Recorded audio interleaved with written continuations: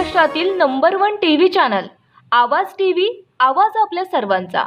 चिमठाणेजवळ ST ट्रॉलाची भीषण धडक, चालक गंभीर, 30 ते 40 प्रवाशांचे प्राण बचावले। शिंदखेडा तालुक्यातील चिमठाणे गावाजवळ धुळे नंदुरबार मार्गावर एसटी बस आणि मालवाहू ट्रॉला यांच्यात भीषण अपघात झाला आहे।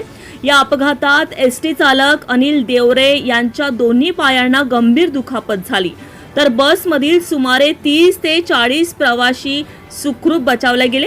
अपघातानंतर ट्रॉला चालक घटनास्थळावरून फरार झाला असून त्याचा शोध सुरू आहे। स्थानिक नागरिकांनी तातडीने मदत कार्य करत जखमी चालकाला रुग्णालयात दाखल केलं। दरम्यान चिमठाणे सोनगिरी मार्गावरील अपूर्ण महामार्ग व पावसामुळे निर्माण झालेली धोकादायक परिस्थिती अपघातांना कारणीभूत ठरते आहे, अशी तक्रार नागरिकांनी केली।